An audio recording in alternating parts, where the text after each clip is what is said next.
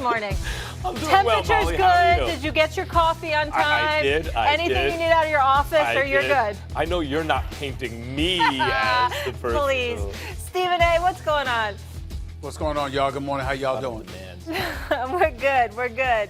All right, let's get into it. Next Tuesday, we'll be in the City of Angels for the season opener for LA Supremacy. But last night, we got a little teaser of the Lake Show as they crushed the Warriors 126-93. I'm sure the King was happy to be back on the court after all the China controversy. He put up 18 points, 11 assists in 25 minutes. His superstar partner in crime, Anthony Davis, 8 points, 10 rebounds, 8 assists in 28 minutes. Stephen A. Smith, tell me this. How much does AD need LeBron to become a Laker great? Well, listen, you're going to need LeBron to some degree because LeBron's going to be the one handling the ball. He's the best passer in basketball if we're really being honest about it. So we've got to take it that into consideration. But, when we talk about Anthony Davis in terms of an all-time great Laker, let's take into account Laker lore. Let's think about Irvin Magic Johnson. Let's think about Kobe Bryant. Let's think about the most dominant force of our lifetime in Shaquille O'Neal. Let's think about one of the greatest champions that we've ever seen and the leading scorer in the history of basketball. That's Kareem Abdul-Jabbar. They were all Lakers. And so when we talk about Anthony Davis, make no mistake, he's one of the top 5 players on the planet. He's a superstar. I think that him and LeBron James are the best duo in basketball.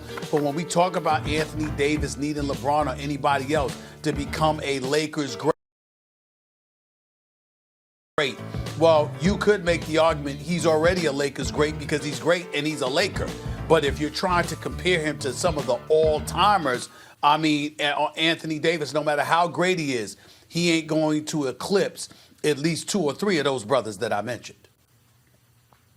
Anthony Davis needs LeBron James to become a Laker great because, unlike any other franchise, on the Lakers, you must win a championship. And do you know why you must win a championship? Because you can't go back-to-back without the first one. And you know why you got to go back-to-back? Because with no back-to-back, there's no three-peat, a term Pat Riley coined for the Lakers, although his Lakers never won 3 in a row. They won 5 altogether.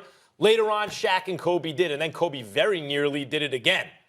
Look, Charles Barkley and many others are pointed to as examples of great players and why there's a whole contingent of people out there, and this is like a flashpoint for this kind of debate in sports, especially in the NBA. Do you need a championship to somehow legitimize yourself as a great player, as among the greatest ever?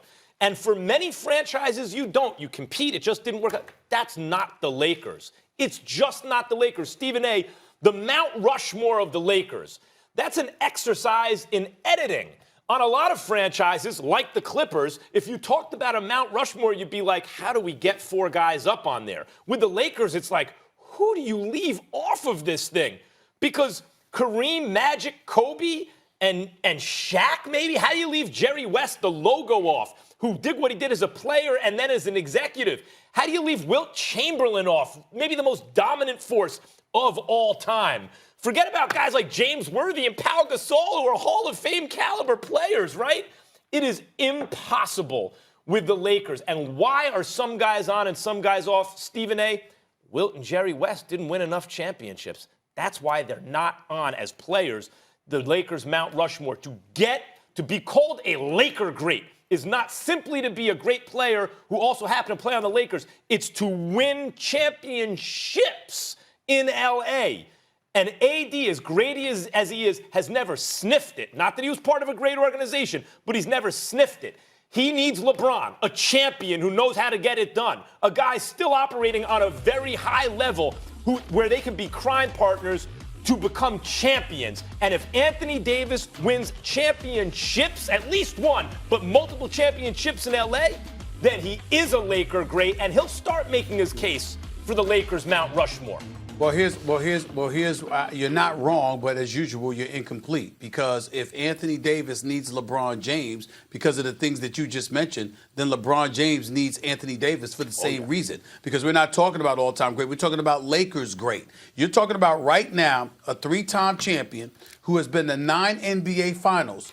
He's not even in the discussion on the Mount Rushmore of Lakers lore because LeBron James 1 year in LA, he didn't even make the playoffs. And so the fact of the matter is that they need each other for the same exact reasons. We can't put that on Anthony Davis like, oh, he needs LeBron. LeBron needs him desperately too. Not to mention the fact that LeBron's time is running out. His basketball mortality is going to come to an end much sooner than later compared to Anthony Davis simply by age, attrition, and dust on a birth certificate. So what it comes down to is you look at LeBron James, you could say the same thing about him that you're saying about Anthony Davis, but when you talk about Anthony Davis, his level of greatness as a talent is comparable to anybody. You're right in terms of what he needs to accomplish, and obviously being on the court with LeBron James is going to provide the assistance that's needed. But I don't think there's a shot that LeBron and Anthony Davis ends up in Lakers lore to that degree. Because when you talk about Kobe, when you talk about Shaq, when you talk about Magic, when you talk about Kareem, you're talking about at least 3 championships in a Lakers uniform. I mean, you could compare them to Jerry West, the silhouette, who's got 1, Wilt Chamberlain, who had 1 with them. You can do that.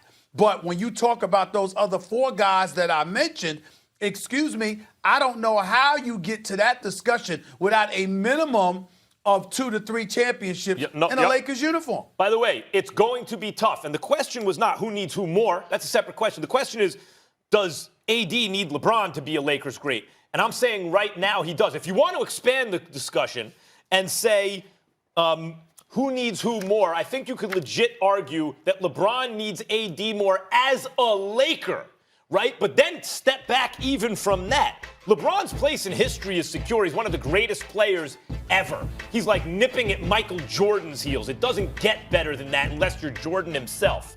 So his legacy is secure, much like Wilt Chamberlain before he came to the Lakers. Now, he did wind up winning a chip, but even had Wilt not won in LA, he's still one of the greatest players ever. AD, on the other hand, consider this, Stephen A.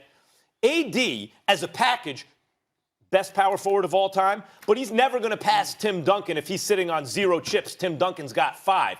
And by the way, AD's career could overlap with another great Laker. In other words, LeBron could be the first half of his Laker career. He could attract another superstar for the second half and keep winning chips if indeed he gets to that level. Far be it for me to say this to you, but you are talking too much and you are bypassing the headline, the big headline here.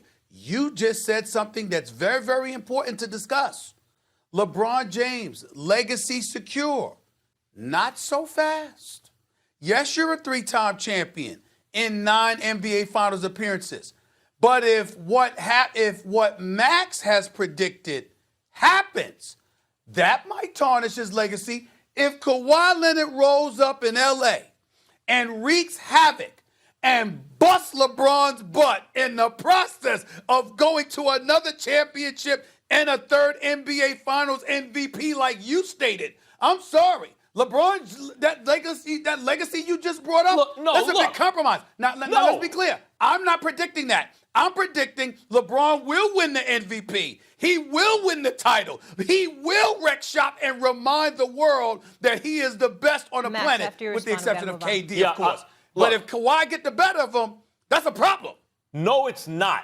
LeBron has played more minutes than anyone who ever lived who's still an elite player, including Kareem Abdul-Jabbar. And if toward the end of Kareem's career, some inferior center got the better of him because he was ancient, that did not count against Kareem. And LeBron James, at this age, having played this many minutes, this many titles, the whole thing, Olympics, everything, if the best player in the game, Kawhi Leonard, gets the better of him in the Western Conference Finals at LeBron's age, that does not tarnish his legacy one bit. Okay, in fact, guys. it would add to it if LeBron played. All right, the Battle of LA. Yep. This is the part that you're missing, Max. You're right. If LeBron lets us know his age and he looks that way at the beginning, but if he's balling and he's an MVP and he's wreaking havoc all season long, but then runs into Kawhi